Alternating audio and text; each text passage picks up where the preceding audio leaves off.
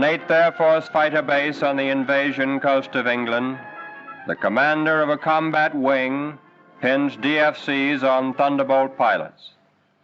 They won those medals in the Battle of Germany, escorting our bombers to their targets. Ramrod is the fighter's name for an escort job, and a ramrod begins at bomber command.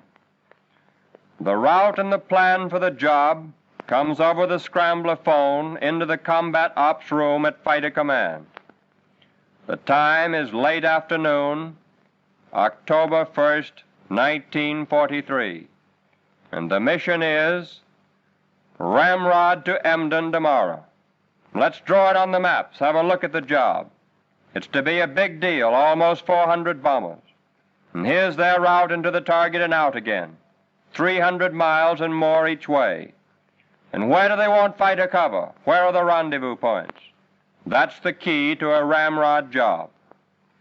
And so the details are sorted out and boiled down into the field order by A3.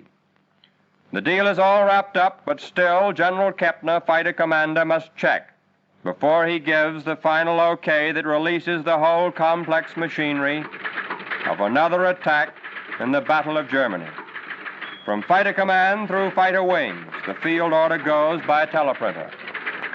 And finally, at about 2100 hours, the order clatters over the printer at the base of the 56th Fighter Group.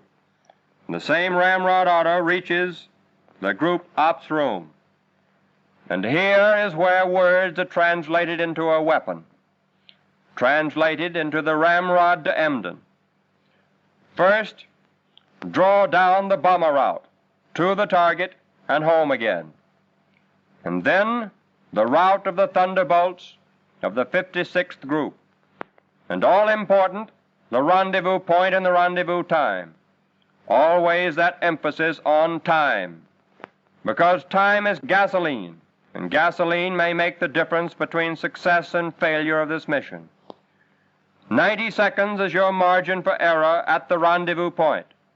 But in those 90 seconds, a whole group of fortresses can be wiped out if fighters miss the rendezvous. Early on the morning of October 2nd, the S2 officers prepare the maps for briefing the pilots who will fly to Emden. In this room, the attack order that began at Bomber Command completes its journey down in the fighter group. In another Nissen hut, a group operations officer reaches for the telephone. Briefing at 13:30 hours. Got it? Briefing at 13:30 hours. Roger. It's a belly tank job, so get 'em on.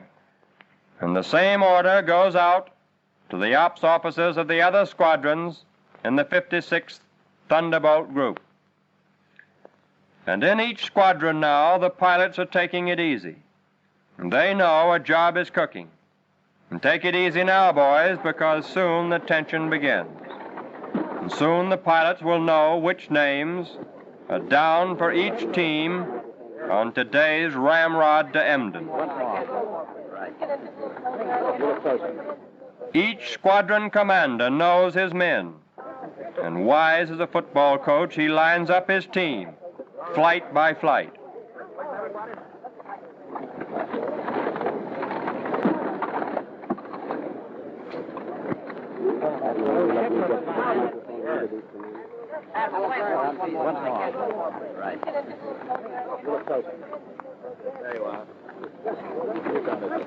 Out around the field, the ground crews put on the belly tanks that the Thunderbolts will need today to do their job.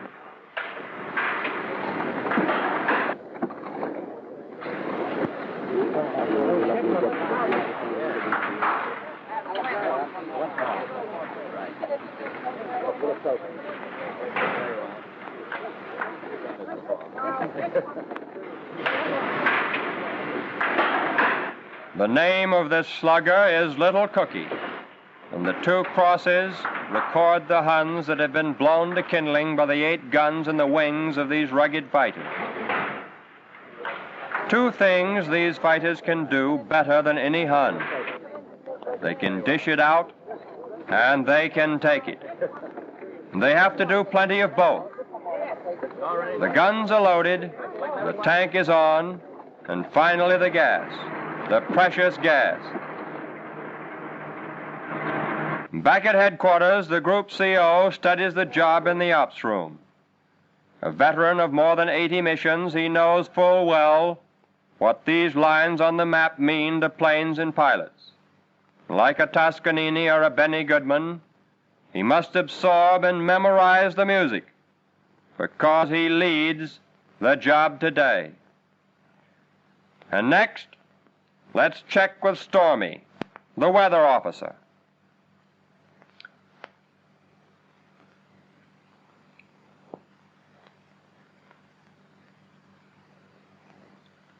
Over the sea to landfall, 6/10 cloud at low altitudes.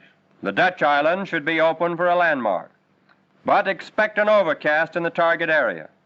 The wind clocks at 110 miles per hour at 30,000 feet from the west. So get down low coming home or you might not get home. And then the S2 officer checks the flak map. Those red areas up there on the Dutch coast spell danger. Anti-aircraft guns are down below that reach up to 30,000 feet, so look out.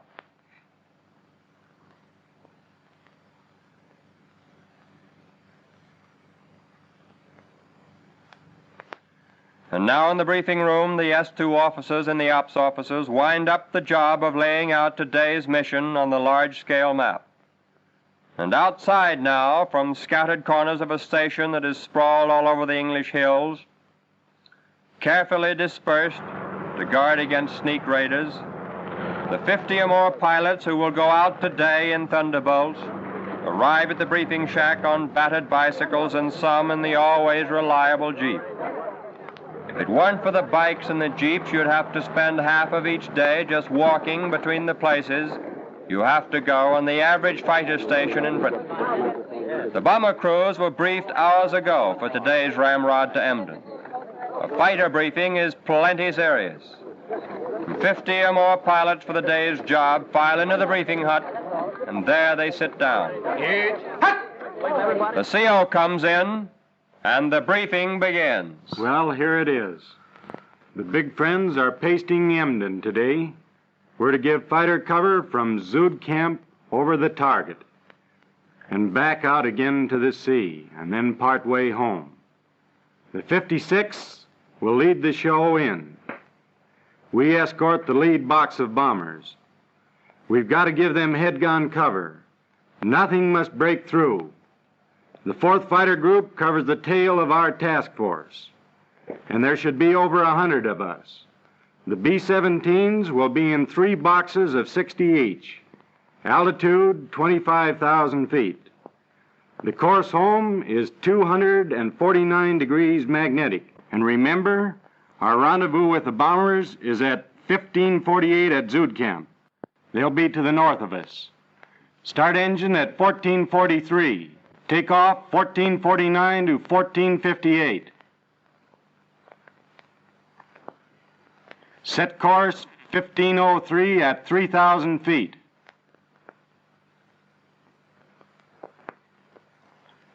Course out 80 degrees. Target 89 degrees 1600. Course back 249. Land at 1722. Carefully on the back of his hand, each pilot writes down the dope on the day's job. And now back to the CO again. My wingman, White 2, will relay messages and work on the bomber channel. For the takeoff, I will lead the 61st off runway 5. The 62nd will queue up on runway 6. After I take off, the 63rd will move into position and be ready to shove as soon as the runway is cleared. And now the dope on the enemy flak and fighters for the day's job from the S2 officer. A flak map shows you where you may have trouble today. Heavy flak around Emden and Amsterdam and over the target, so open up. Stay out to sea on the way home. German fighter strength is heavy here. Look out for twin-engine rocket ships. They'll be below you. Keep your eye out for them and don't let them through to the bombers. And now the dope on the weather. Weather will be important today because the bombers are going to hit the Hun through heavy cloud. And the weather officer takes over the briefing now. You'll see just about enough ground today to know the Earth is down below. The target area and the whole stretch of the Zuider Zee and Holland will be pretty well covered. The front over to the west of us won't affect the base for your return. There'll be scattered cloud. Winds above are 110 miles per hour at 250 degrees. Contrails will persist at 31,000. And now, with the time check, the briefing will come to an end. This moment is dramatic in its tension and important. 4,000 men will be in the air on this ramrod to Emden. All 4,000 must be synchronized to the second. Okay, boys, good hunting. All right.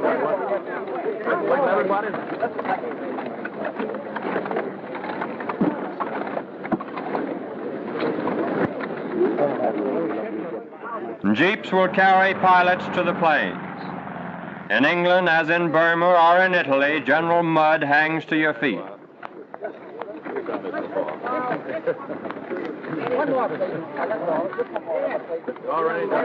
And like everything else in every army, the Jeep must carry twice the load it was designed to do.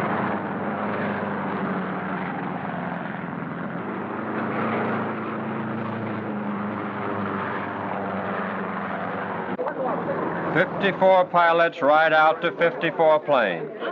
None of them know what lies ahead. They aren't worried because so far this group has shot down Huns at the rate of 4 for 1. The crew chief helps the pilot into his chute. And crew chiefs worship their planes and their pilots. And they always say, 'Good luck, sir, see you later.' And sometimes they may say, 'How about lending me a pound until tomorrow, boss?' And now the time for start engine year.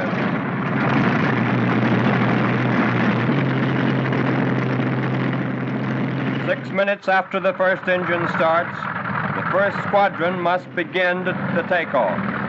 7 minutes later, all 54 planes must be airborne.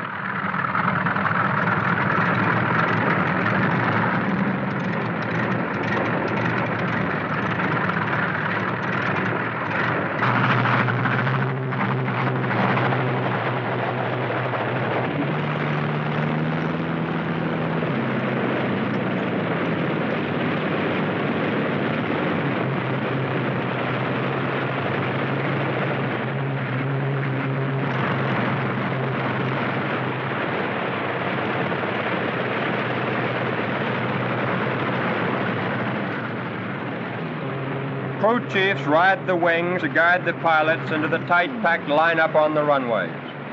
Remember, no seconds can be wasted now. These Thunderbolts will need every thimble of gas to get to the target and fight and then get home again today.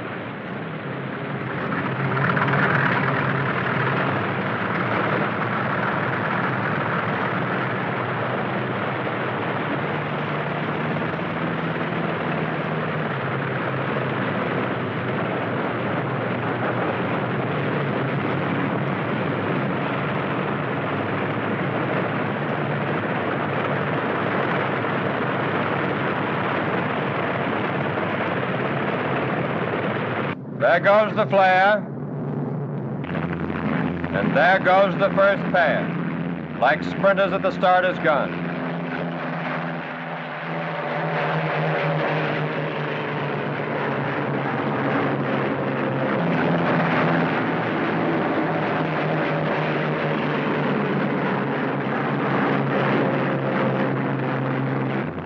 The leader will fly 3 miles out, make a slow turn, and then before he finishes a half turn of the field, 16 planes of his squadron plus 2 spares must be airborne and in position. The first squadron is off, and the second gets away from the other runway. The third squadron moves into readiness where the first squadron took off 2 minutes ago.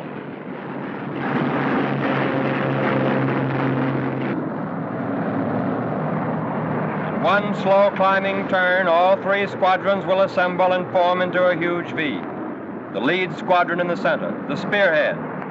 The flights fly in a 4-ship V, 8 aircraft operating as a section.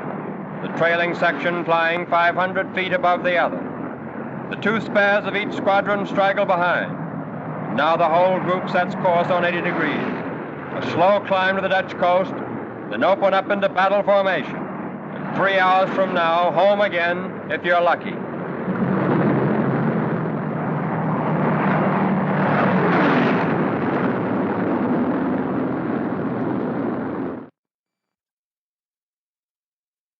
Other fields, other fighter groups take off, Thunderbolts and Lightning. In the Battle of Germany, a fighter's first, last, and only job is to protect the bomber.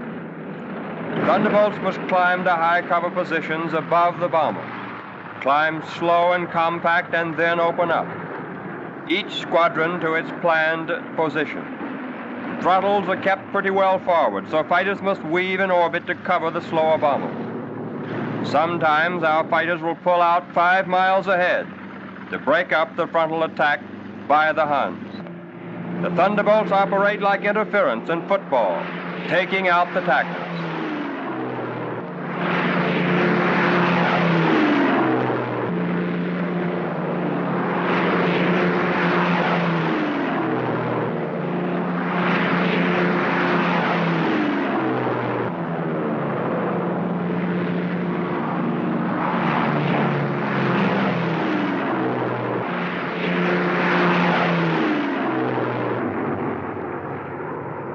While they are still climbing, the fighters stay in close. Then it's wide open. The throttles are blasted forward as the combat begins.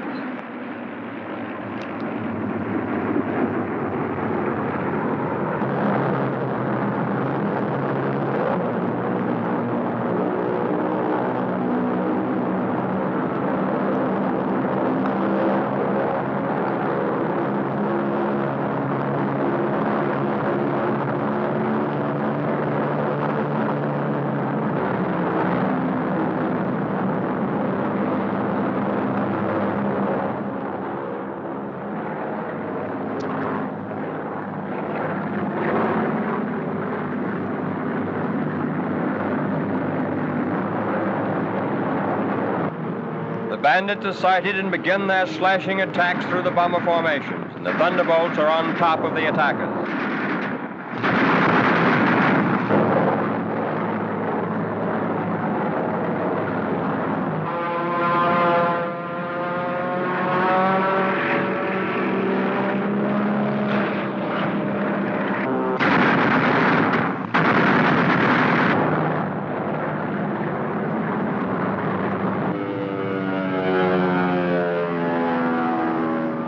See those 2 flares? Green, green, distress signal. A bomber needs help.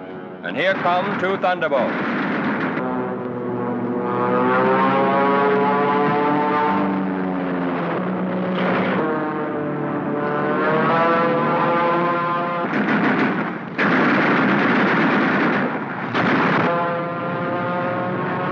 There goes what was a Hun.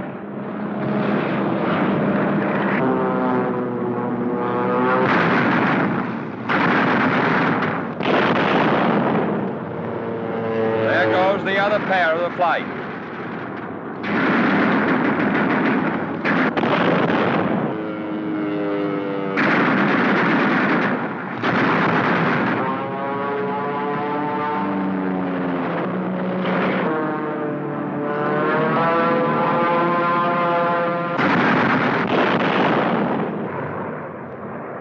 And now a snaky string of lightnings moves into the battle. They are the fighters that cover the bombers on deepest penetrations into Germany.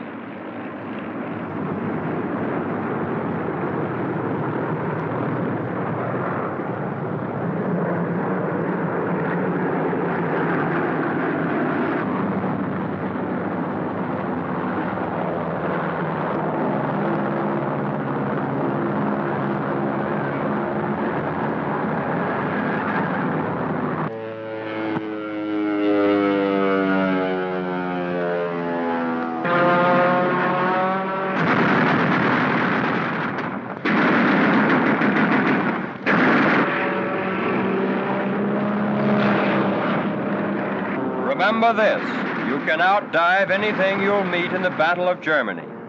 Keep on his tail, and in the end, you'll get him.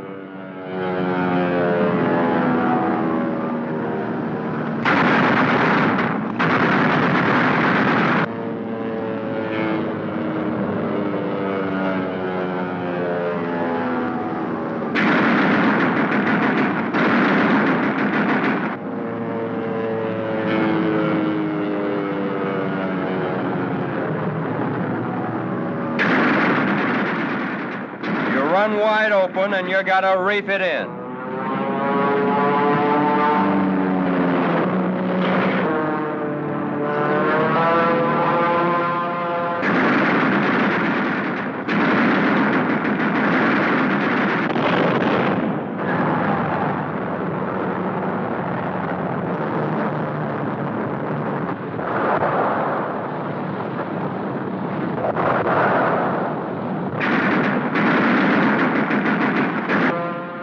Watch these Huns. The single-engine jobs always hit the fortresses from the front.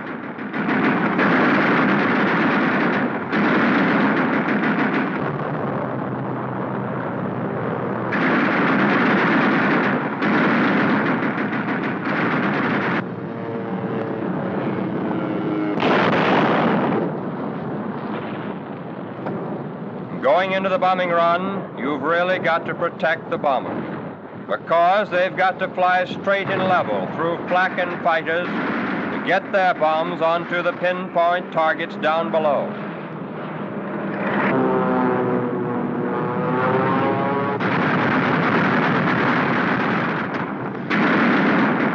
The opening of the bomb bays is the signal for the bandits to press home their attacks. The bandits know that the forts and libs cannot take evasive action until their bombs are away.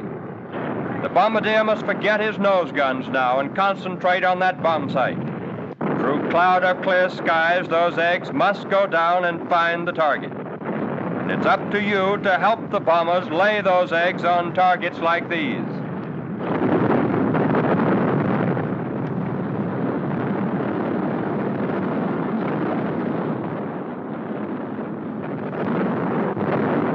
And now the battle moves on. On some missions, all the bombers go for a single target. On other days, several task forces will hammer different targets.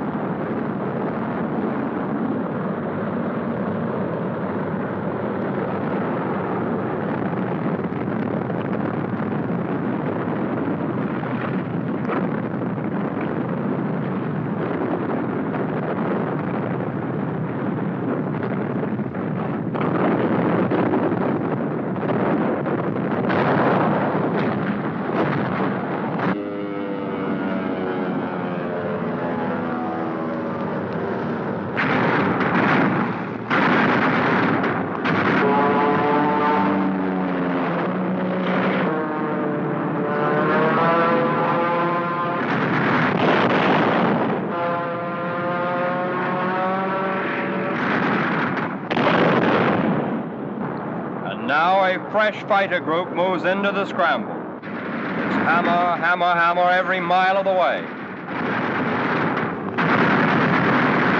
Twin-engine Huns come up now with their long-range rocket guns. Watch this explosion. That was a Rocketeer.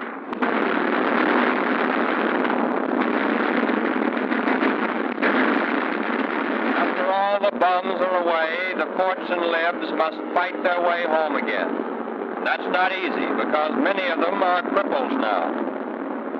And now is when fresh fighter groups speed into the battle to help their big friends get back to Britain.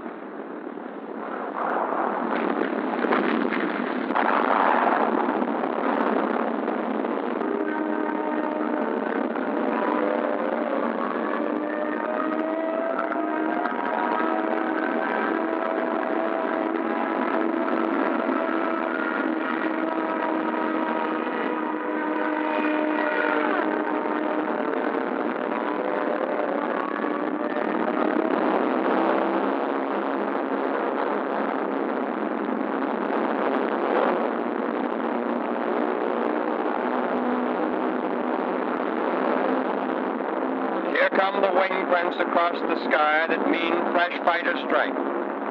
Brother, the battered bombers are plenty glad to see it. You see the whole story in these contrails. The broad massed trails are where the bombers turn for home. And there are the single streaking trails that show how the Thunderbolts weave above the homing bombers as top cover. Look at that fort's tail. A 20 millimeter chewed it off.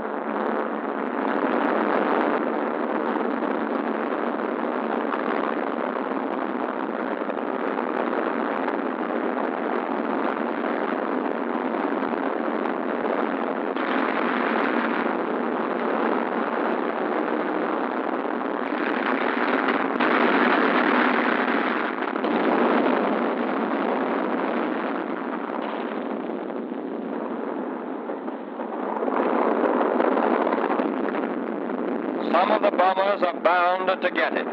There goes one of the big boys spinning down.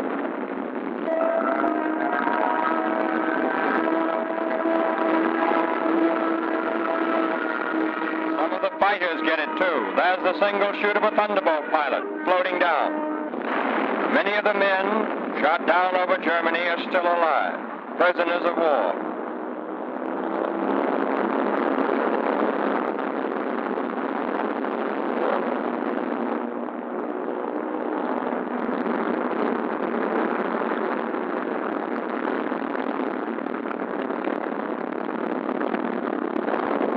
There are the black smudges of the flak that come up from the anti-aircraft guns below.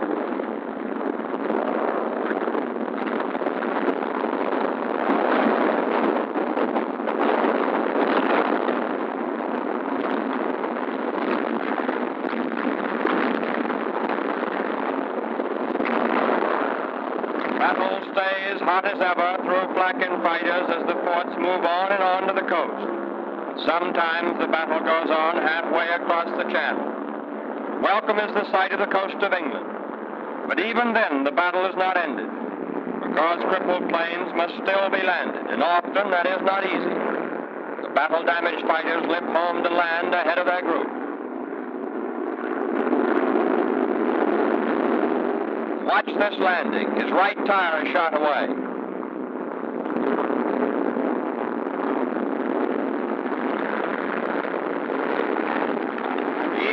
Hold it.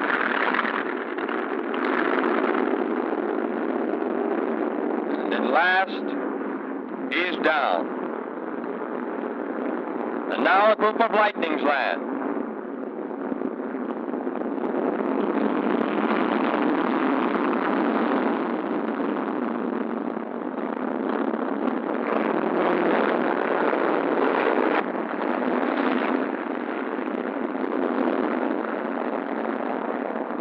Now the 56th group comes home.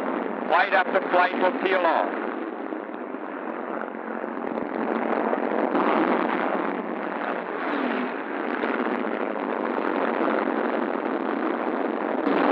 A new flight moves into peel-off position as each proceeding flight goes into the approach.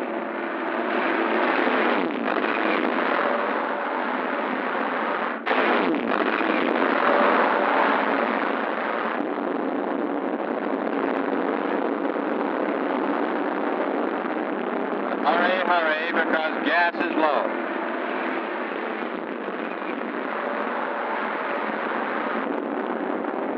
The first are down in close order.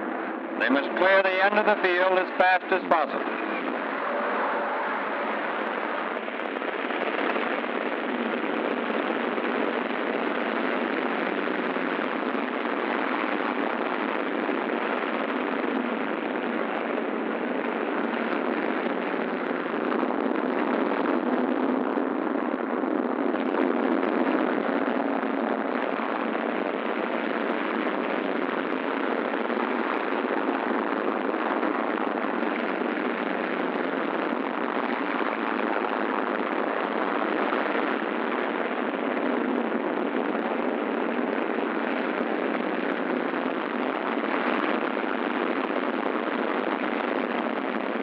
Each plane taxis to its own hard standing, widely dispersed around the field.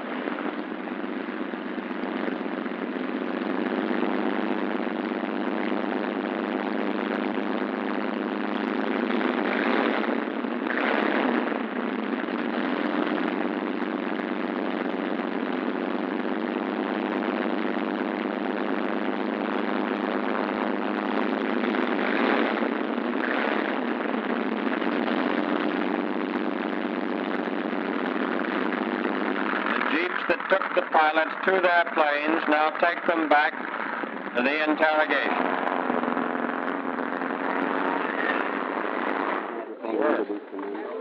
A pretty happy bunch. They got 4 Huns and lost none of their own planes today. Now, this is the Thunderbolt group that swore back last April that they would knock down 100 Huns by Armistice Day, and they made it, with 2 to spare. The S2 officer, the pilots call him the spy, conducts the interrogation. It's a lot different from the last time they were together, when they were tense and expectant at briefing. The spy will ask, well, how about the rendezvous? And Gabby, a squadron leader, will reply, we hit it on the nose, 1558 at Zood Camp. And then the spy will say, okay, and now for the claims. How many Huns did you get today? Well, I blasted one Focke-Wulf at that island. He took plenty of lead, but he went down. And then another one. I parked him on a cloud. Nice shooting, brother. And how about our big friends? Did anybody see any bummers go down? Yeah, I saw one. 6 guys bailed out. Any more claims? Yeah, I got one of those rocket carriers. He tried to get away, but I nailed him. And so it goes. Another ramrod comes to an end. It's been a good one. Only 4 bombers were lost today. Thanks to the fighters. Bottoms up, the hunting was good.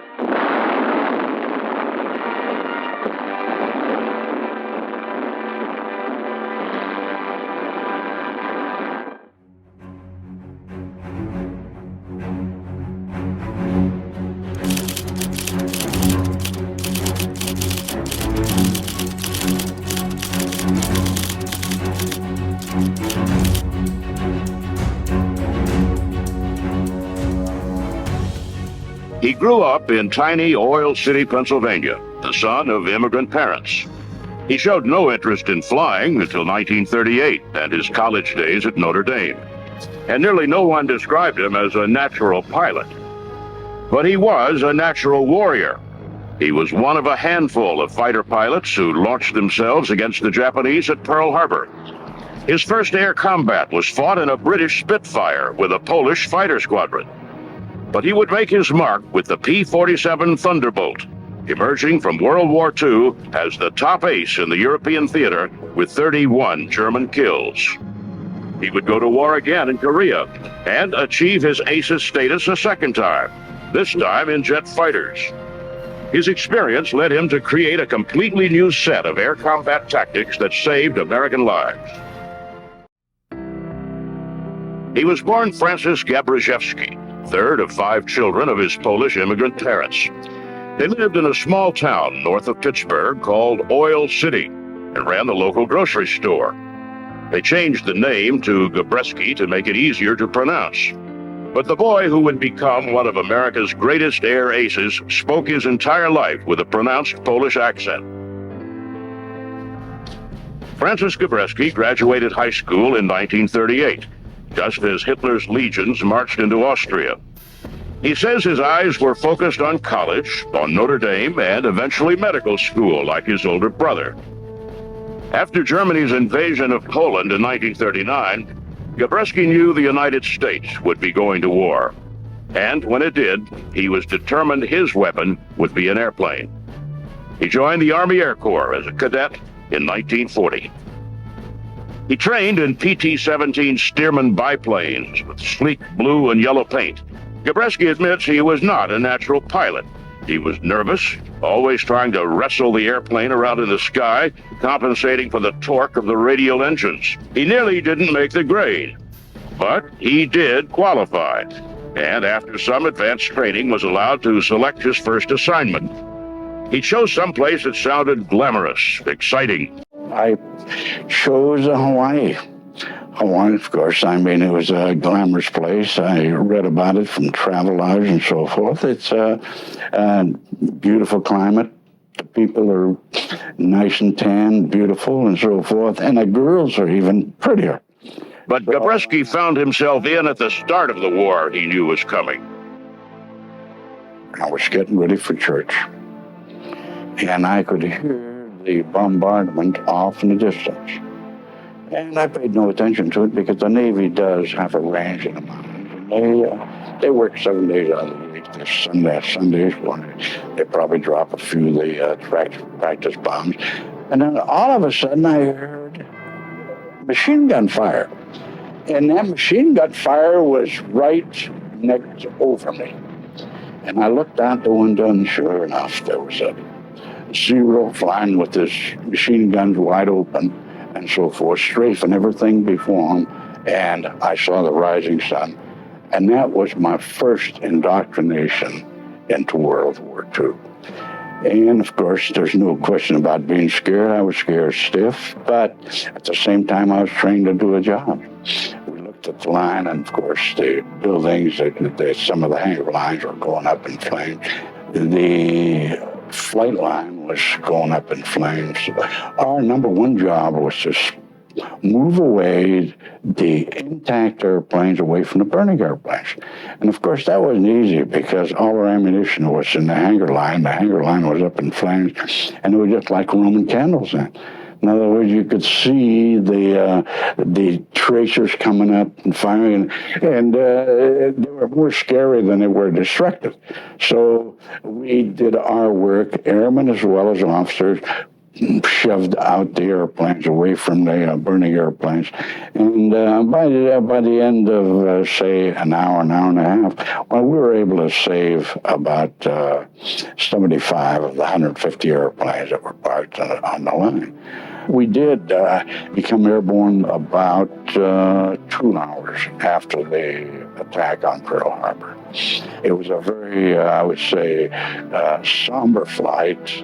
I looked down from about 6,000 feet over Pearl Harbor and saw all those airplanes just over off on their side or going up in flames. And it was just a big, billowing black smoke all over Pearl Harbor. With much of the air power of the Pacific gone and the Navy clearly in charge, Gabreski felt out of the action. The Air Corps found itself trying to salvage what was left of its Pacific bases.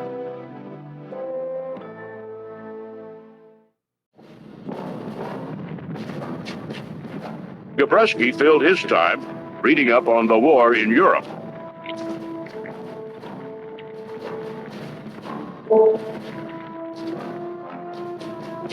The Battle of Britain action reports showed that the fighter squadrons with the highest kill ratios against the Germans were Spitfires, piloted by members of the Polish Air Force. Gabreski had an idea. He would use his language skills and attach himself to a Polish squadron to learn their combat tactics.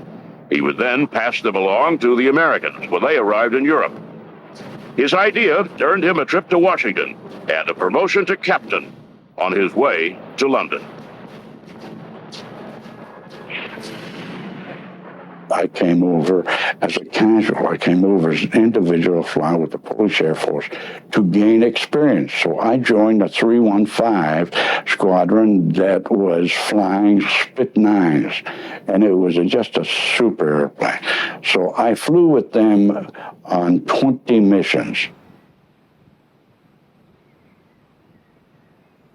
In February 1943, Gabreski left the Polish squadron. The Americans were arriving in England in force, and it was time to put the lessons learned to the test. He joined the 56th Fighter Squadron of the U.S. 8th Air Force and met his new aircraft, the P-47 Thunderbolt. After the tight quarters and sleek lines of the Spitfire, the Thunderbolt was a battleship. After 20 missions with the Polish Air Force, I joined the 56, which was the first group that was coming in intact from the United States of America with a brand new airplane, a P-47. So you can imagine when I went from a Spitfire, which is nothing more than about a 7,500 pound airplane, to this great big belly tub that I saw. My God, what a big airplane. It was twice the size of the Spitfire. But it turned me off immediately, but that was the only thing I had to fight in, and that I was going to learn to fly it. So I took the airplane up, and it was a good airplane. It was a good airplane because it had a turbine supercharger that could derive at 2,000 horsepower at sea level, as well as up to 30,000 feet, when the velocity of the turbine supercharger would not accelerate any faster because it would disintegrate. Unlike the mission of the Spitfire to intercept and shoot down attacking German bombers and fighters, the role of the Thunderbolt was clear: protect the bombers of the U.S. 8th Air Force. Also, unlike the Luftwaffe and the RAF, he was about to command a unit in a uniquely American Air Corps. We're all amateurs. The Germans were all pros. The RAF, they were pros. And all the Belgium, all the other Allied forces, they were pros by the time that we were there. So we were going to learn from them. And it took us quite a few missions before we felt very comfortable in the operating field where we knew what we were doing.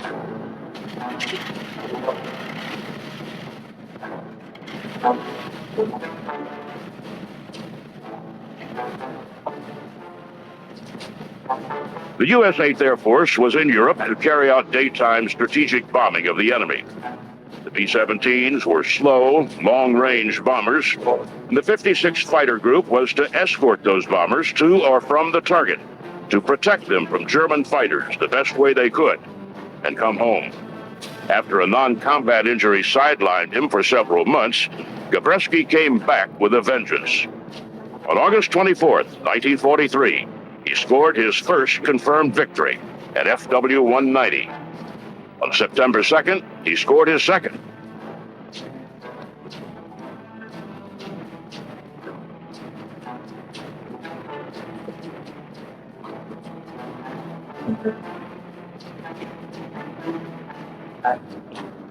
You're not out there to glamorize the destruction of fighter aircraft. You're there on a specific mission to keep those bombers from being shot down.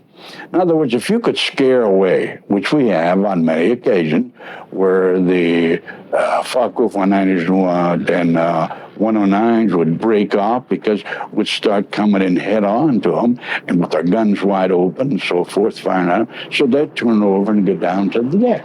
We wouldn't follow them, naturally. Because we did our job.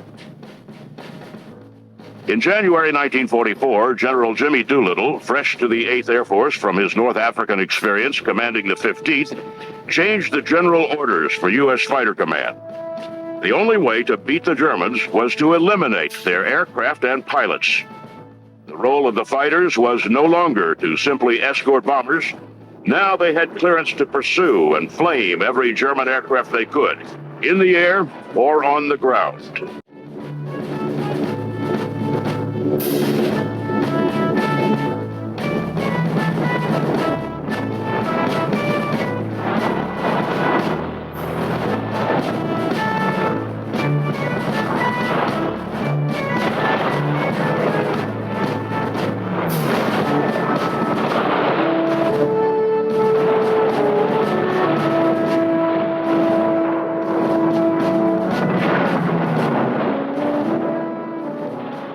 In February 1944, the 56 went on a binge. Gabreski called it the Big Week.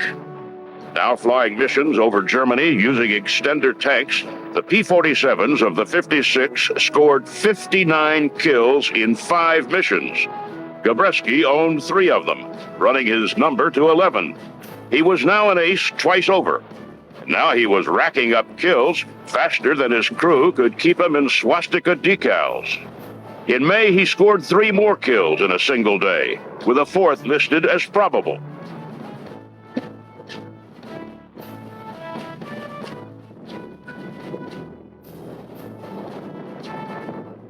By D-Day, June 6, 1944, Gabreski was in contention for the highest-ranking ace in the 8th Air Force. Truth be told, he was anxious to match the numbers set by a pilot from his group who had been sent home after 27 air victories. A month later, Gabreski did the impossible. He beat the record with a 28th air victory. He could now go home. Gabreski had been overseas nearly 2 years and flown 165 missions. His fiancée was waiting with plans to get married as soon as he got home. Gabby was ecstatic. With the exception of an injury to a pinky finger, he had come through without a scratch. Gabreski collected his orders, packed and scheduled to begin the long journey home July 20th, 1944. He stopped by the operations hut on his way out to say goodbye. They were busy preparing to fly another escort mission over Germany. It looked like the kind of mission where a hot pilot could run up another couple of kills. He had 31. Could he score more? Gabreski decided he had one more mission to fly. They found an airfield west of Koblenz and decided to let each of the flights take a crack at it. Gabreski led his flight team down and during his pass exploded a German bomber. He turned to make another pass, hugging the ground too close. The propellers hit, and Francis Gabreski, America's hottest air ace, was down in Germany. He would spend the rest of the war in a German POW camp. His Stalag Luft was freed on May 13, 1945. A year later, Lieutenant Colonel Gabby Gabreski, 26 years old and credited with 31 kills, retired from the Army Air Corps. But that's not the end of the story.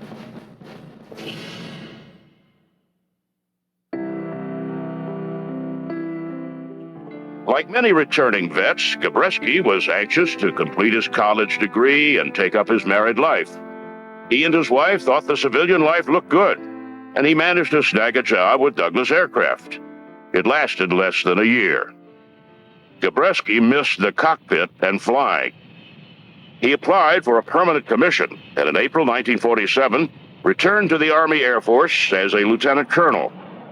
Less than a year later, he was assigned to command the 56th Fighter Group, his old combat unit, and with it came promotion to full colonel.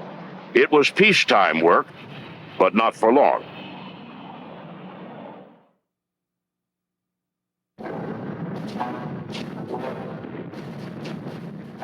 The tension in Korea finally exploded into open warfare, and Gabby found himself watching from the sidelines.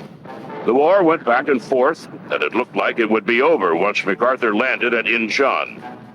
But in mid-1950, a new weapon launched into the skies, and the Americans found themselves fighting a hot new fighter, the MiG-15.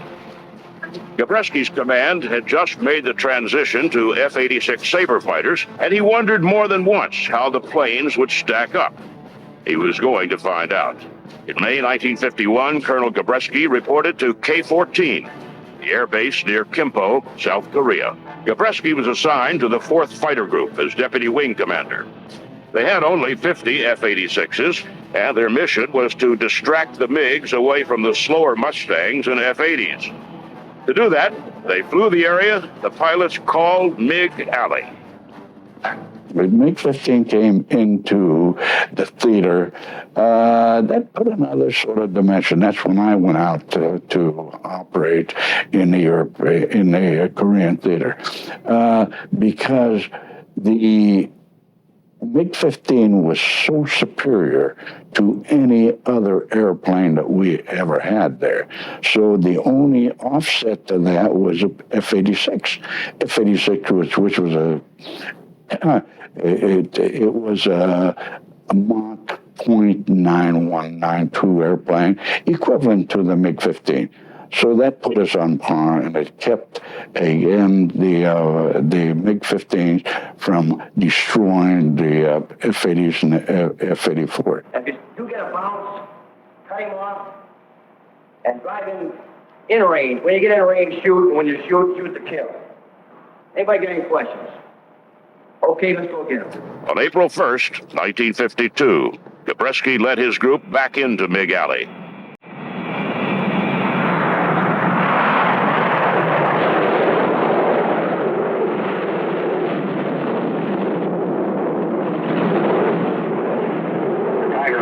Tiger 2 here. I got a couple of bogeys out there. One coming around at 2 level. Roger, boy, I got him.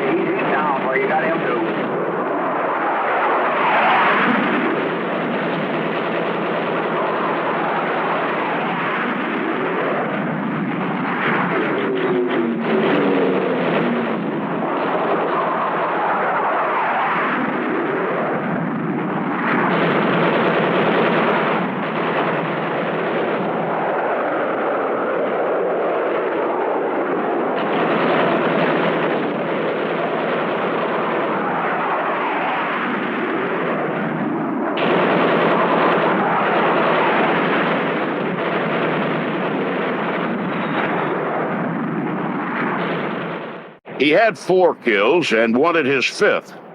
He went head-to-head with a MiG-15, and after 3 passes, he watched the pilot pop his canopy and bail out.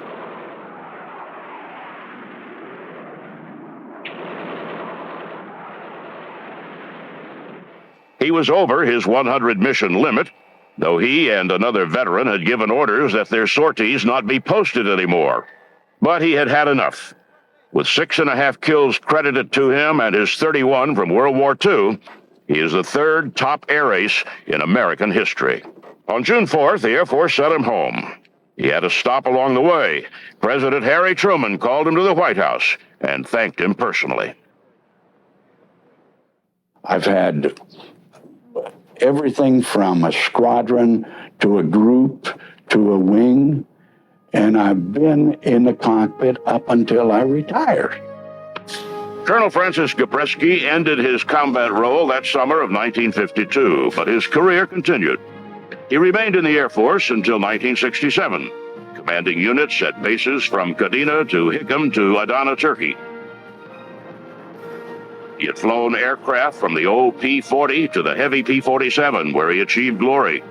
He made the transition to jet fighters in the F-86, and had flown everything up to the F-111 supersonic fighter bomber.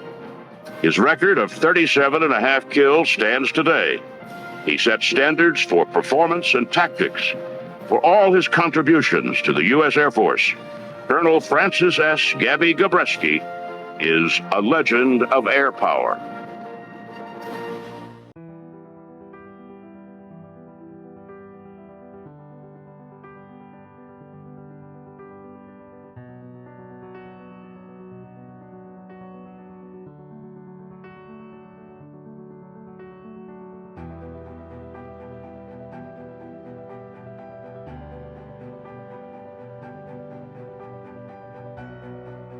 They came home shot full of holes too numerous to count, with chunks of engine missing and hydraulic fluid bleeding through the gaping tears in the aluminum skin.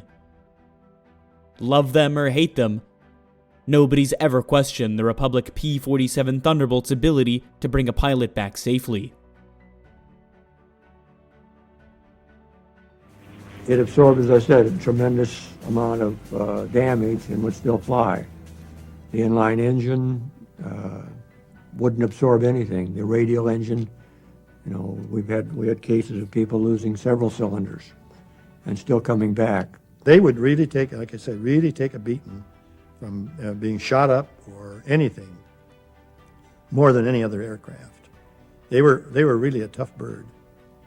There was one case when I was waiting for takeoff and the plane came in and landed and it had been hit in the engine, and one piston was flipping up and down in the air, and the other piston was gone, and the plane flew in and landed, and the guy pulled off the runway. He didn't taxi it in, he got out. 47 was a great airplane for that. It absorbed tremendous damage and still fly. The group commander took it through a tree. Literally, the aircraft went through, the tree was the loser, and the wings didn't come off, but he just forgot what he was flying and what altitude he was at and went through a pretty large tree. Lots of damage, structural damage on the wings, but the aircraft came home. I don't think that I know a 51 wouldn't have done it. I don't think a 40 or I don't think a 38 would have done it. So it was that kind of an aircraft. I had dropped my bomb, done my job. I headed home. I get back and I land, and people are running alongside the aircraft pointing at it as I taxied. And I lean out and look, and the whole side is covered with oil. And when I got out, I got a hole a foot big in the engine and 2 cylinders missing. But it ran fine. For 2 critical years, the P-47 Thunderbolt served as the backbone the U.S. Army Air Force's fighter force battling on every front in every conceivable climate and terrain. The P-47 played a major role in the defeat of the Luftwaffe in the skies over Europe. Yet since the end of World War II, the P-47 has been overshadowed by the fame and glamour of the Lockheed P-38 and North American P-51 Mustang. I think it's comparing a racehorse to a plow horse. The P-47 was I think you could describe it as the bare knuckles brawler. It wasn't the sleek thoroughbred as the Spitfire. It wasn't the graceful, pre-war design of the P-38 that was like the Buck Rogers fighter plane of World War II. I mean, the P-38 was what everybody dreamed of. The Thunderbolt, I think, what endeared itself most of all to the pilots was the fact that it had tremendous firepower. It could carry a huge load for ground support, which is exactly what it was best at, I think. And it could take incredible amounts of battle damage. I mean, you've seen pictures of airplanes that have hit trees. They've got cylinders knocked off the engines. The cowling's gone. The wings are canted back. Just the leading edge of the wings are just beat off. The gun barrels are torn from the airplane, and it flies all the way home and brings the pilot back. I think that is the greatest quality of the airplane. By war's end, over 15,600 P-47s had been produced, more than any other American aircraft, save the consolidated B-24 Liberator. Even today, the P-47 Thunderbolt inspires intense emotions amongst the pilots assigned to fly it. After sharing the air with the 47, a pilot either came back a devoted converse or appalled that the Republic ever designed such a monstrous fighter. When I took my training, I took it at Bradley Field in Connecticut, and there were P-40 pilots that were there, and they didn't fly with you, and all they did was check you out, and they weren't really too enthused with the P-47. So when I went overseas, I did not want to fly the P-47. I wanted to get out of the 38s or 51s. When I got to this base, a P-47 came over there, and he went across that base. He pulled up and did one roll, and we just were in awe, My God, that thing will fly. And I went from 1 inch tall to 10 foot tall. It was a great experience looking back on it, flying the 47. It was a very forgiving aircraft, and the work that we flew it, used it for, was great. But, it's like anything. A driver of a car, airplane drivers are the same way. You fall in love with something, and you don't want to trade. You don't want to get rid of the things. And, we weren't smart enough to know that, well, it's probably going to save your life many more times than the 38 might, because it's not as vulnerable as an inline engine aircraft, whether it's a 40, 51, or 38, but it still was not my first love by any means. The models that I flew were very sluggish in climbing. In fact, I didn't consider it very good until you got to higher altitude, where your supercharged engine was a big advantage. I think a fighter pilot would probably live longer in a P-47 than any other fighter. It's more rugged by far than any other fighter. And we only had them for a short time. They gave us our P-40s, or we were flying P-40s at the time, all the time that we were transitioning into the 47s, and they just decided to take the P-47s away and let us continue with the P-40s. And I think we were all happy about that. Love or hate the P-47, everyone agreed on one thing. It was the toughest fighter ever built. Practically everyone who flew the Thunderbolt has a story to tell about its legendary durability. They speak of holes hacked out of the wing by light flak that were so big ground crewmen posed with their heads poking through them.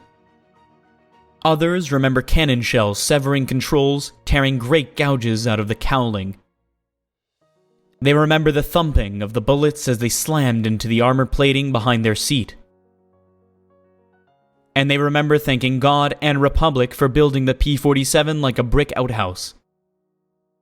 Tough enough to handle the dirtiest of dirty work, and built to survive a Kansas tornado.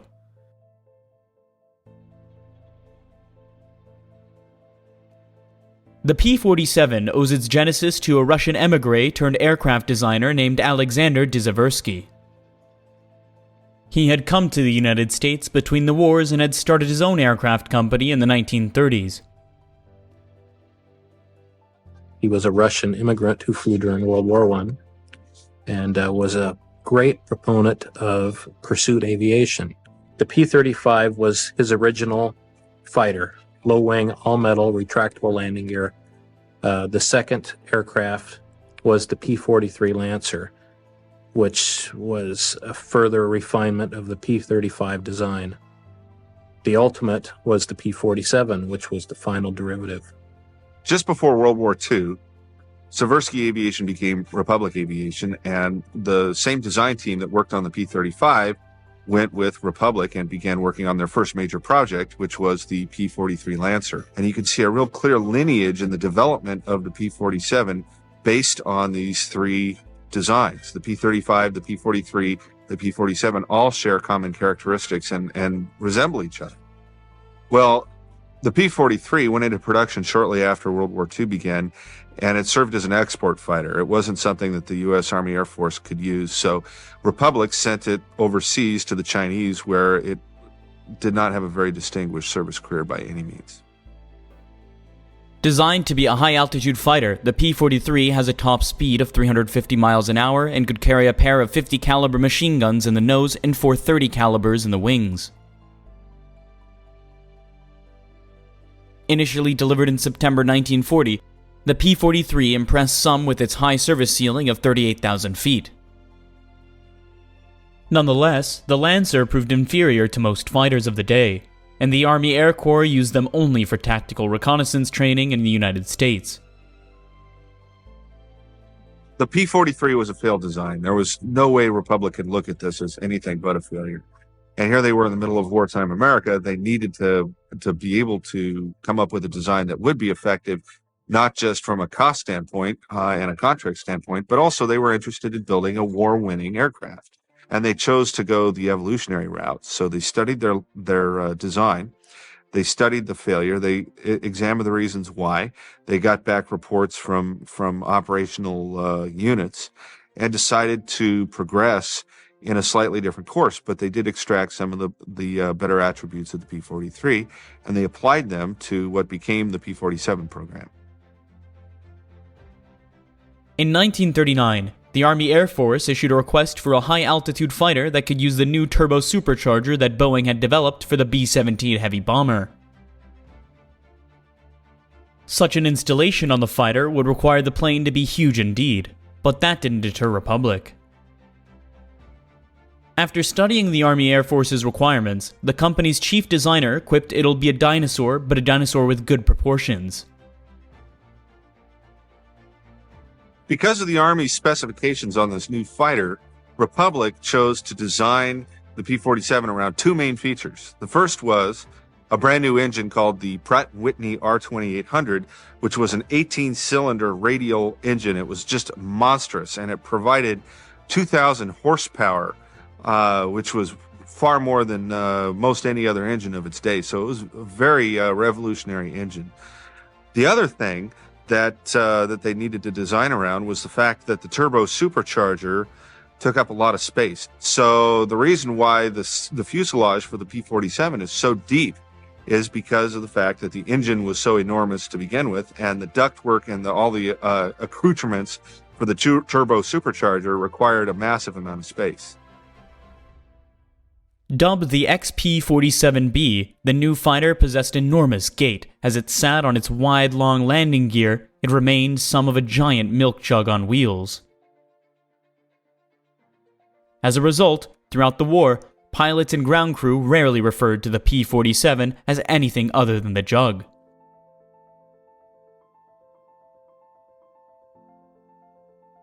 In June of 1940, this is a year and a half before the war starts, the U.S. Army Air Corps places an order for 773 P-47s with Republic. And this $56 million contract is really a rich plum for Republic to get, but it represents quite a risk on the part of the Air Corps with the slender resources that are available at the time. Not only was it risky, but it was it was a leap of faith that Republic could actually deliver. At the same time, the fact that they did this a year before the prototype flew was also symptomatic of a larger problem, which was there were so few combat-capable aircraft, especially fighter designs, being conceived of and built in the United States at the time, that the Air Force had to take the risk. There really wasn't very many other options. Republic's early test flights of the prototype revealed tremendous potential and more than justified the Army's leap of faith.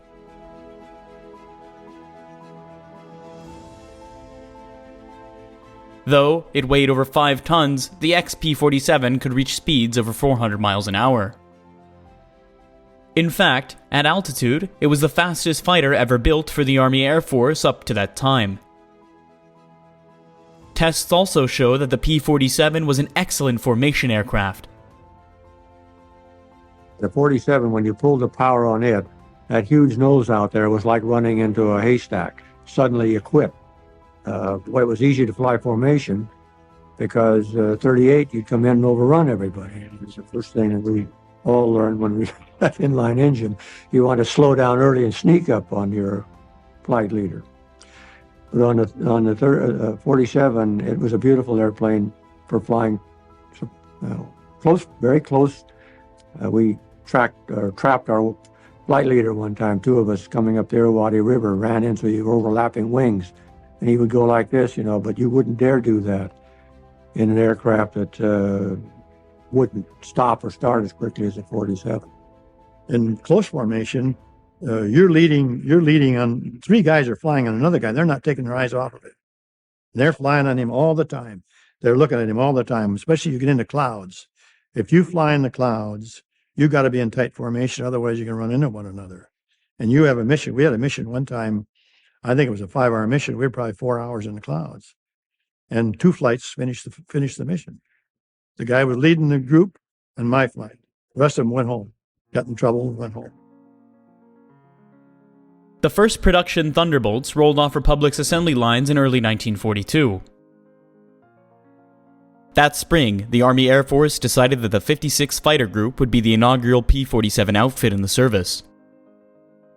It was a historic decision that laid the foundation for one of the greatest legacies in Air Force history.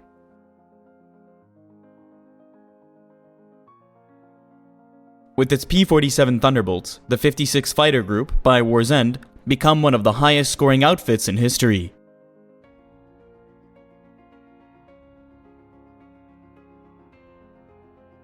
With dozens of aces in its ranks, the 56th became better known as the Wolf Pack.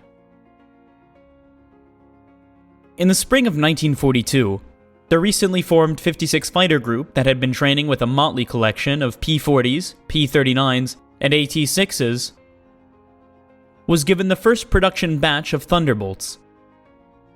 Known as Zemke's Wolfpack, after the commander's hub Zemke, the 56 Fighter Group would fly P-47s for 3 years straight, while building up a combat history that has become legendary since the war. Hub Zemke was one of those rare pilots who possessed a very interesting blend of talents. One of the things that he is remembered for is his uncanny marksmanship. He was a great shot. He was also a great aviator. He was a tremendous pilot, had phenomenal talent there. But what really makes him stand out and gives him kind of a uniqueness not found in other aces is the fact that he was a great leader of men as well. He could inspire and lead like few men of World War II. And because of that, and plus his other talents in the air, those combined really made him one of the great combat air leaders of World War II. 56 had most of the aces most of the time. And 56 wound up with the highest air-to-air victories of any group over in the 8th Air Force, and I think any group in the war. And they were second for total aircraft destroyed, but they were first in air-to-air combat. I was assigned to the 63rd Squadron, which was Comstock Squadron. In fact, there was 4 of us got there. There was 4 or 5, and we all finished our tours. And none of us were shot down. I bailed out once, and the other kids may have gotten wounded, but no, we all finished our tours. And that was really pretty good. In 1942, while still training in the States, the Wolfpack received the first P-47s. The unit's pilots soon discovered the new plane could be a handful. With some dangerous characteristics, the Thunderbolt could kill unsuspecting or inexperienced pilots with frightening frequency. You got going real fast and you approach the speed of sound, the plane started tucking. What do you do when it tucks straight down? Of course, the minute you start feeling that, you pull the power off. And usually by the time you've changed the air a little bit, it'll start coming out and you're all right. I don't know of anyone, there were a couple cases where people did not get the power off fast enough and they went right straight into the ground. The 56 Fighter Group suffered many accidents in the course of working up with the P-47 in 1942. The reason for these accidents are pretty varied, but basically the bottom line was this. The pilots who were flying this new airplane were used to T-6s and BT-13s, fairly benign aircraft, and the P-47 represented a new level of power and performance that they really were frankly ill-equipped to deal with. So it was a tricky plane to fly. By the time they went to Europe, they had lost over a dozen pilots in training, which represents about 10% of the group dying before they even got into combat. The pilots had to learn that size didn't matter. The P-47 was simply huge, weighing in at over 13,500 pounds when loaded. With a wingspan of 40 feet and a length of 36 feet and sitting 15 feet off the ground, the P-47 towered over the splendidly legged P-39s and sleek P-40 as the 56 had been flying.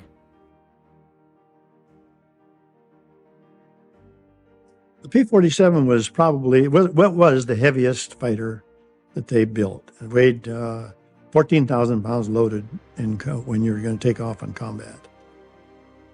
Despite its size at high altitude, the men of the 56 discovered their new fighter could outperform every other American aircraft, Army, Air Force, or Navy of its day.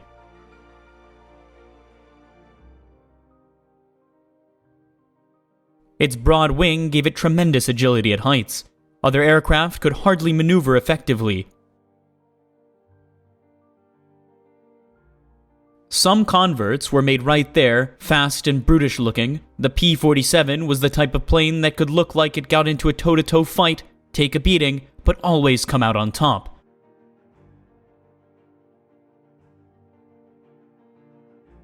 And it could dish out far deadlier punishment than any other World War II fighter with 850 caliber machine guns. The Thunderbolt's firepower was truly awesome. I strafed trains one day and tipped a boxcar over on its side. Not exploded, just tipped it over from the impact. So tremendous firepower on those 850. Pratt Gross, a 354th Fighter Group Mustang ace, recalls being the receiving end of a P-47 attack when he was mistaken for an Me-109. P-47s coming in had thought they had two 109, and so they picking me off. They shot my canopy off. It was gone. My plane did a snap roll, was involuntary, and so I'm still alive. So I did a spin. I went into a spin. I did a recovery and pulled out, and here came the P-47s again, and I rocked my wing frantically, and this guy pulls up alongside of me and goes, "Oh!" and takes off and leaves me there. And I didn't know how badly my plane had been hit. The radio worked, the controls worked. I came back, and the plane had almost 100 holes in it. Some entry, some leaving, but it was like a sieve.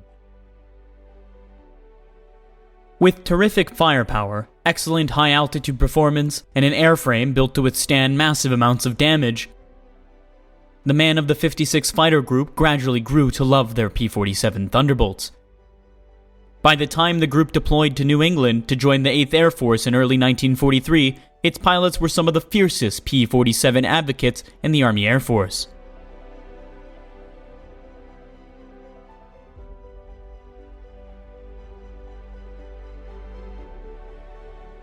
When the 56 Fighter Group reached England in January of 1943, its pilots were dismayed to learn that they weren't going to be the first P-47 unit into combat after all. As it turned out, the 4th Fighter Group beat them to the punch. Formed from the famous Eagle Squadron the previous year, the 4th Fighter Group converted to Thunderbolts just a few days before the 56 arrived in England.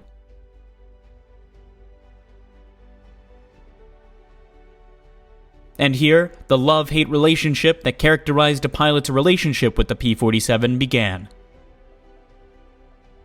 The man of Don Blakesley's 4th Fighter Group had been used to light the nimble Spitfires.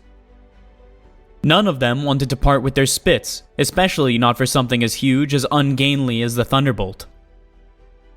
As much as the 56 Fighter Group loved their P-47s, the 4th despised theirs.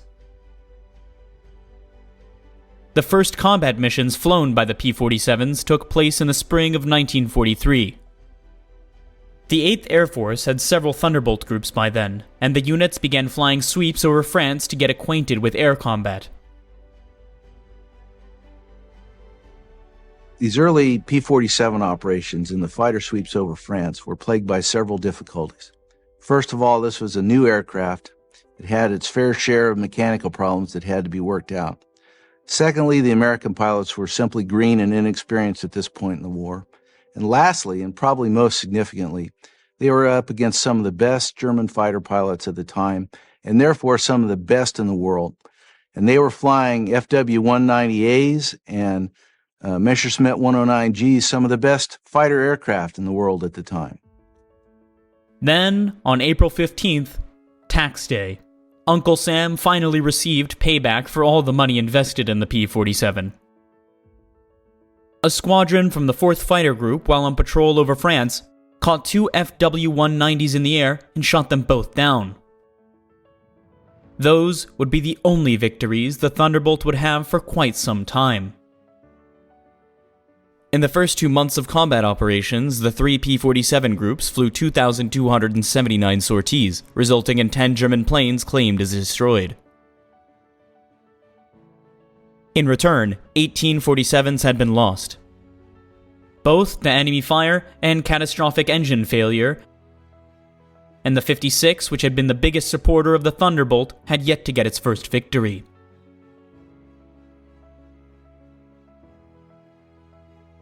Finally, on June 12, 1943, the 56 Fighter Group shot down its first plane, an FW-190. That seemed to break the pilot's bad luck. From then on, the 13th pilots from the 56 surprised the formation of FW-190s and blasted 3 of them from the sky without a loss. From then on, the 56 went on a rampage, more than earning the nickname the Wolfpack. I had a 109, got a 109, I think, in December. We'd chased him from altitude on down, and we were really moving going down. And so I just stayed with him, and then he went into the clouds, so I pulled back up because I knew I'd overrun him. And sure, up there he came out of the clouds, and I went back down on him again and got on him and hit him right in the right wing, and he started smoking and went on crashed into the trees.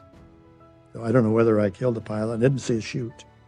The 190 I got, the guy bailed out.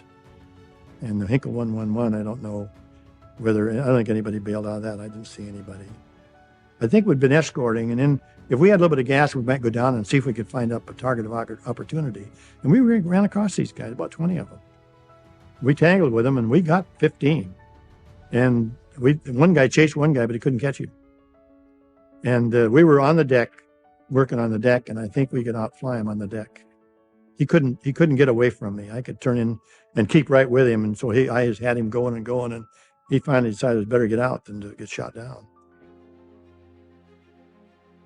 Towards the end of the summer of 1943, the P-47C was gradually replaced by the D mod. Initially, little distinguished the two versions. Prior to the fall of 1943, the P-47, including the D version, had really not proven itself to be effective as an escort fighter for the 8th Air Force. And the major problem was that they had this fuel-guzzling engine and it limited their range so that they were unable to provide cover for the bombers into the main targets inside Germany. And this problem really isn't resolved until the P-47 D-15 model arrives in England. And this model has the ability to put wing tanks underneath each of the wings. Each of those wing tanks is 108 gallons. And that gives the P-47 D-15 the extra range it needs to begin to be effective as an escort fighter for the heavy bomber force. The Thunderbolt now had almost twice the amount of fuel of earlier versions. P-47s soon appeared over Germany within 150 miles of Berlin, wreaking havoc wherever they went. By the spring of 1944, the Thunderbolt had come into its own as a high-altitude escort fighter. Yet just as it reached its zenith, it was eclipsed by the longer-legged P-51 Mustang.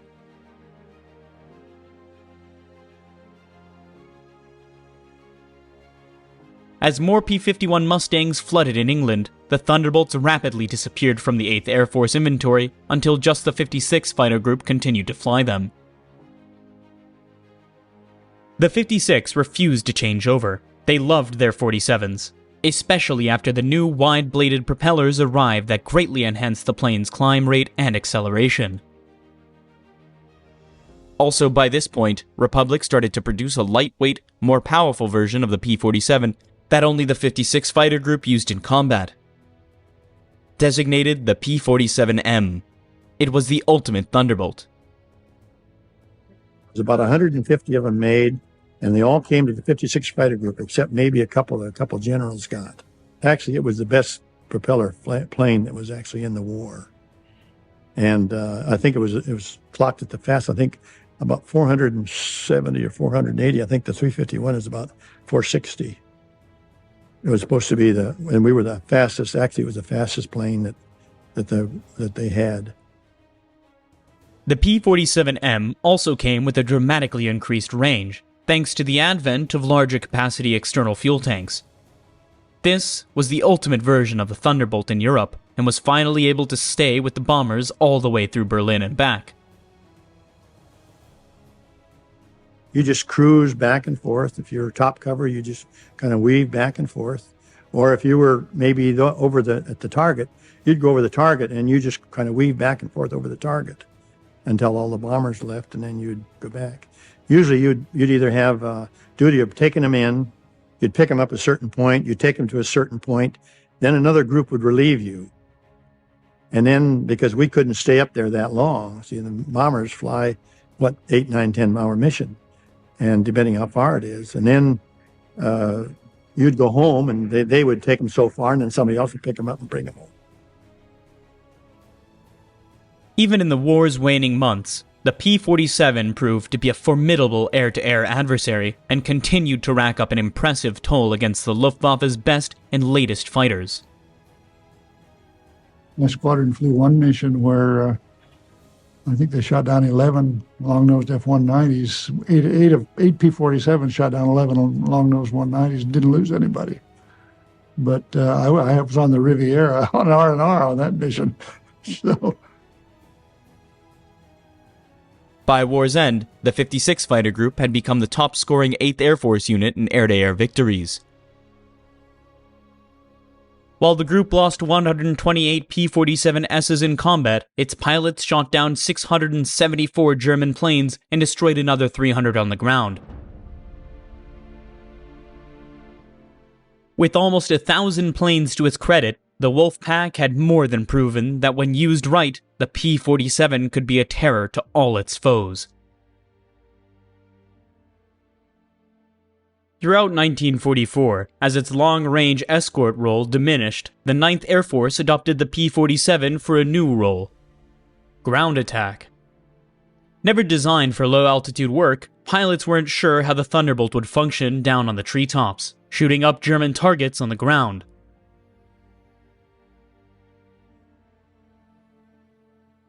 Though it didn't perform as well on the deck as it did at 25,000 feet, the P-47 soon more than proved its worth in the new role.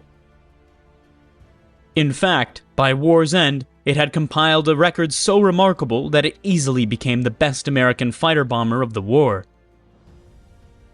Among its many contributions was as the premier American ground support machine. This was the close air support fighter par excellence in the Normandy campaign. In fact, Saving Private Ryan, I thought was an excellent movie, but at the end where the tank busters arrive and save the day, they're P-51 Mustangs. It would have been, I think, more accurate and more representative of what actually happened to have those be P-47 Thunderbolts doing the ground support mission. Because the P-47 was a true ground support star, whereas the P-51, yes, it did those missions, but that wasn't its major contribution. On the deck, the 47's ruggedness was its greatest asset. Many of the Thunderbolt pilots survived the holocaust of flak and machine gun fire thanks to the sheer toughness of his plane's hide. I was the number 4 pilot, being the youngest, or the newest, I should say, and tooling along, and suddenly the field out in front just lit up like a Christmas tree. I took something in the right wing that blew off every shell I had out there.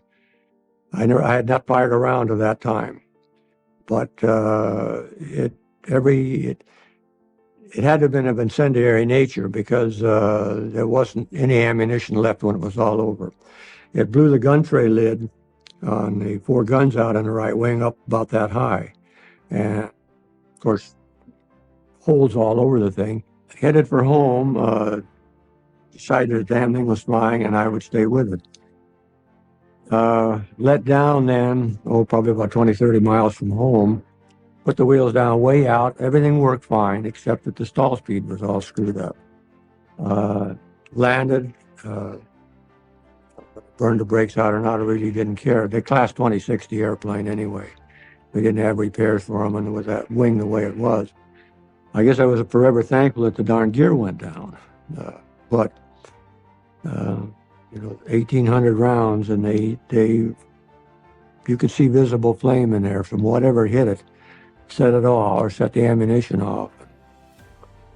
That was, be real proud, even though he didn't like the 47, having come from 38s, but it absorbed tremendous damage. As far as I was concerned, it was a testimony to the manufacturing talent of the Republic. The Thunderbolt's powerful engine could drag aloft a dizzying array of bombs and rockets, making it amazingly versatile in the fighter-bomber role. We had 2 500-pound bombs, and then normally we carried a fragmentation bomb on the belly, 260-pound frag bomb, which was an anti-personnel bomb. Carried a wide variety of bombs and what have you. We carried 2 500-pound bombs. We carried napalm. We carried 1,000-pound straight GPs. We carried 1,000-pound. They were in a shell similar to a 50-gallon drum, just pure dynamite. They were concussion instruments because some of the areas that we were dive bombing in and against troops were steep enough that the concussion, the blast, would kill people. It just depended on what the particular ground support mission requested. As the P-47's role as an escort fighter was eclipsed by the P-51, so grew its role as a ground attack weapon. 9th Air Force P-47s played a tremendously important role from D-Day through to the end of the war, supporting the ground troops as they pushed forward and to the right. We were almost entirely there to support troops on the ground. In my case, we were in what we call 29th TAC. The 9th Air Force is organized into 3 tactical air forces, 9th, 19th, and 29th. The 9th was on the south end, 19th was in the middle, and 29th was on the north end of the U.S. forces as we were going across France and Germany. And So we supported the troops that were in Ninth Army.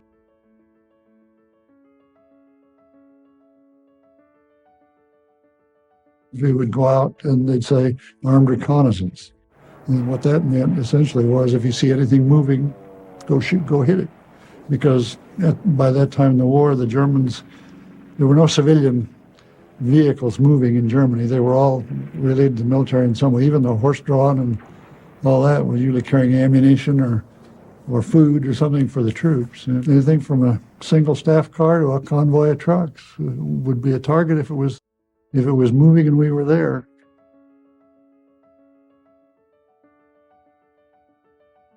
I can recall a mission where we were strafing. There were about 4 or 5 large trucks. They weren't semis. They were big vans on a truck chassis, and just going down the road in convoy, and we were strafing those. And they were coming to an intersection, a 90-degree intersection in the road, and in one corner of that was a woods.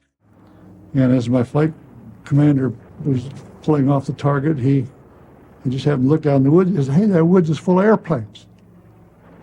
So next time around, he made a pass on the woods, strafing. And we hadn't had a shot fired at us till then, and then the whole sky lit up. And he got 104 or 5 holes in the squadron commander's airplane in the process. Lost a cylinder off his engine, and lost his radio. I was flying his wing, and he hollered at us, "Don't come in," and none of the rest of us did. So he's the only one that got hit. But he got it home with 104 holes in the airplane and 1 cylinder missing off the engine, and so on. And the next day they went back out and bombed the airfield itself and knocked it out. Tanks were flying targets for the rolling bands of Thunderbolt pilots. During the Battle of the Bulge, the P-47 squadrons helped blunt the German attacks on those few days when the weather cleared enough to get the planes aloft. Our target ended up being, it was 5, might have been 6 Tiger tanks that were parked in an open field with snow on the ground. So they were very visible, parked in an open field.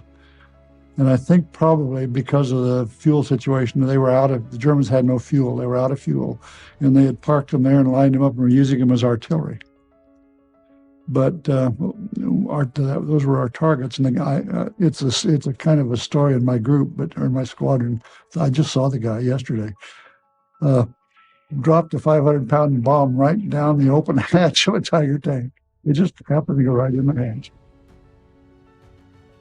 During the crossing of the line, the 9th Air Force's P-47s once more played a key role in the overall operation.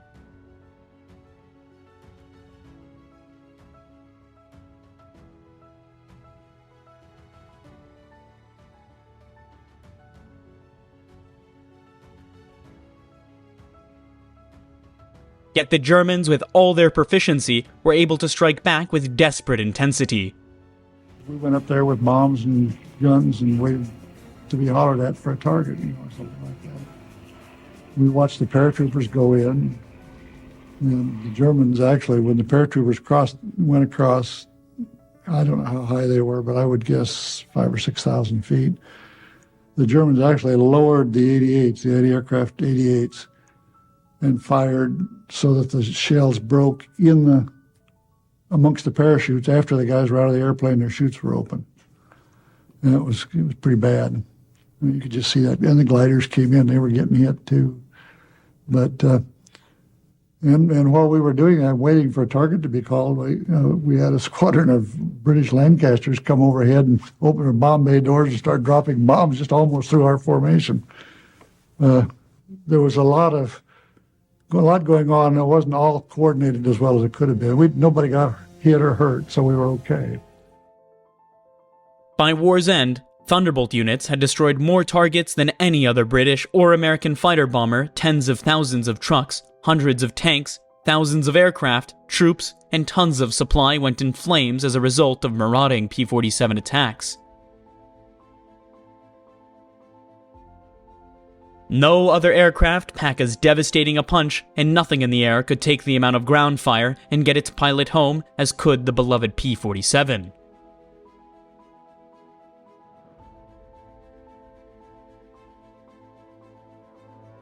When the world celebrated VE Day, the JUG pilots in the 8th, 12th, 15th, and 9th Air Forces could look back the fight on their accomplishments, knowing they played a significant role in defeating the Nazi war machine.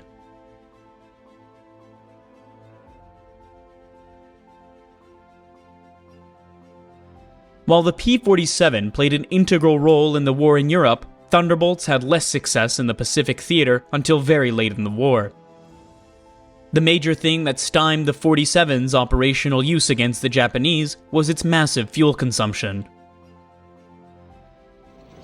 What really shook us up when we were getting P-47 to New Guinea was the way that thing consumed gasoline. Fuel consumption was enormous, compared to a P-40. The P-47 represented a lot of challenges to the guys in the 5th Air Force, one of which was the fact that it consumed fuel at such a rapid rate. But when the 348th Fighter Group arrived in the Southwest Pacific, its commanding officer, Neil Kirby, became one of the advocates for the Thunderbolt.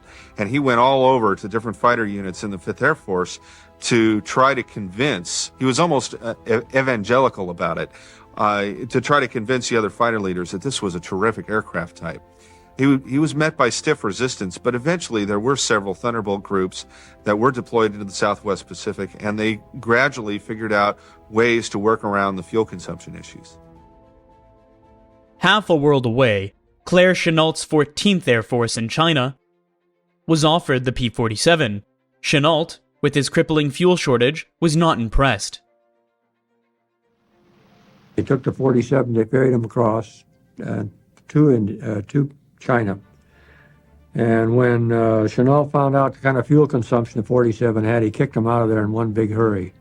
Just couldn't afford that kind of a drain on his limited fuel supplies. Though the P-47 never saw wide-span use in China, it turned out to be an excellent fighter bomber for Burma.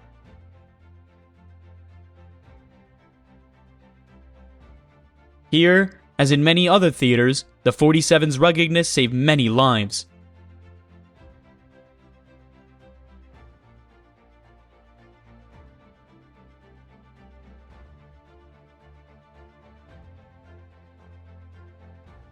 Meanwhile, as the front moved closer to Japan and the Central Pacific, the P-47 squadrons of the 7th Air Force were in the vanguard of the advance.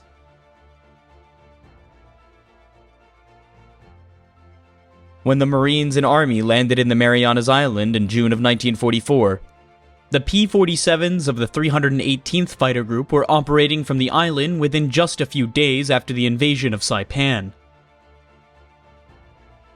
Getting to Saipan, however, proved to be a great challenge, unable to ferry them in from any forward Central Pacific air bases. The 7th Air Force resorted to putting the 318th P-47 on escort carriers.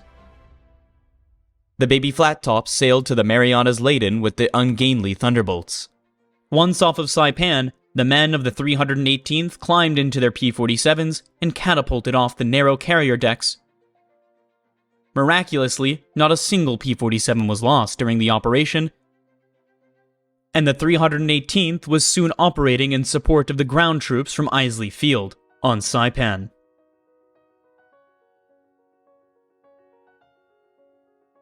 It was the only time in history where Thunderbolts were launched from aircraft carriers and had been a rousing success.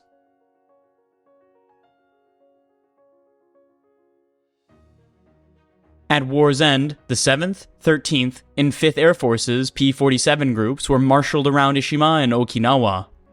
Preparation for the invasion of Japan flying ground attack, combat air patrol, and long-range escort engines right up to the Japanese surrender, the Pacific Thunderbolts were given a solid, if unspectacular, account of themselves. In one of the last and great Thunderbolt fights, the 318th Fighter Group managed to shoot down 34 kamikazes of Okinawa in the running 4-hour battle.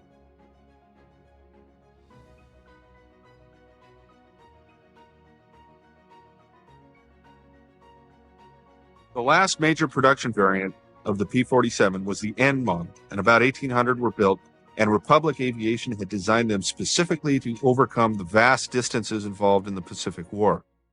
The P-47N had a much greater internal fuel capacity, and they were capable of escorting B-29s all the way to Japan and back from bases on Iwo Jima and Okinawa.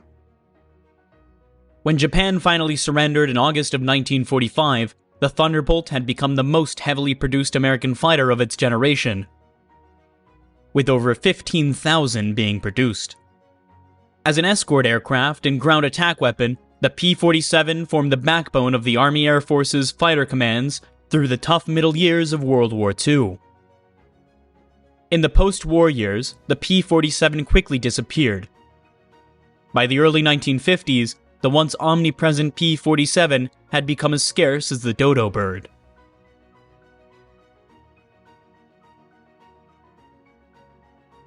As the war faded into memory, the Thunderbolt and its accomplishments were steadily obscured by the P-51 Mustang.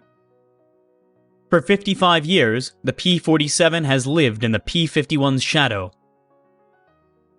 In reality, no other fighter contributed more to victory than the Thunderbolt. It did the dirty work, the trying ground attack and close air support missions that held no glory, but saved the lives of countless GIs in the process.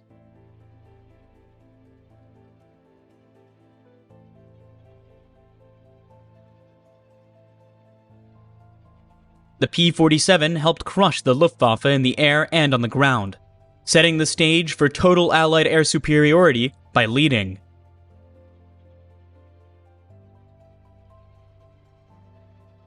Workhorse. Loved by some, despised by others, the P-47 ranks as one of the greatest aerial weapons to have ever existed during World War II.